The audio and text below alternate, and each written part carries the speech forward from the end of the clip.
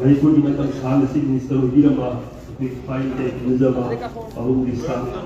Adane Kidabaki Apalak Suba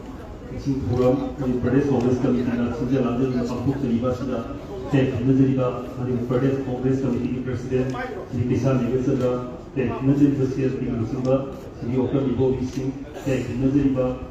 Sida Vishi Member Sri Gaitnam Tek Nazariba SMP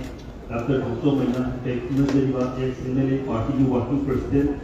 Victor Kesing Abu Musangi Musalpa Vedana spokespersons office bearers ex-MLAs PCC members Kumnamaktu Manipur Pradesh Congress Committee Ati Taranok Sari Vedana Asumaba Kai Nazariba Vedaba Abu Musangi Hunda Anjaba Elected State Nazariba CRT University of Promibo Singharan Singidina Asidia Singaba Abu Musangi Mahunda Anjaba Sardanjari Manipur Pradesh Congress Committee na Kasari Masida Yamda Singaba Hana Aiba Abu Musang Huyaba Congress Parliamentarian Aikare Adusuni Aduba Senior Politician Musoy Iramba Hokiba International Salapan Pungi October di tang Tundumada Tukul District Manung Chadariba Bumpa Pino Heba Ulanatuda Abu Santero Hoki Maha Hokiba Soki Singaniga Darakareti Agasti Tang Tundumsoy Sigi Kari Kasida Abu Santero Panda Padokun Sati Abu Santingi Matanga Maha Ahanda Manipur di Parliamentarian Amoida Ahanda Lok Sabha Sarjagiti Agri Matunda Manipur District Minister Insolução da Samapa da Tudagi, insolução da Samapa da Tudagi Pan Pauma, insolução da Samapa do Maritu Taramari, insolução da Samapa Maritu Tarani Pan Pauma, Manipur District Minister Pauma Kubitana, Manipur Dilenat Noda Sofa, Tidak Kandira, Vedana, Member of Parliament, insolução da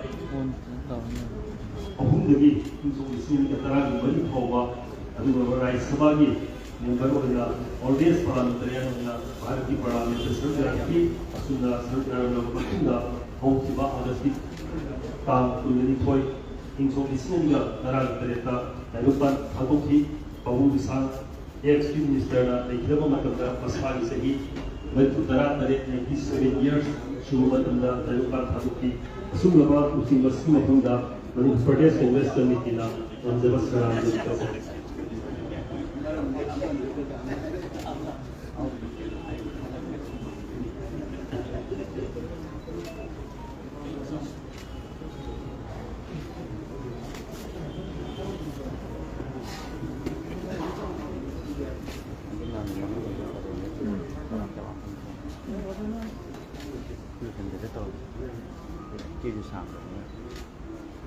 Karena ada pompanya apa?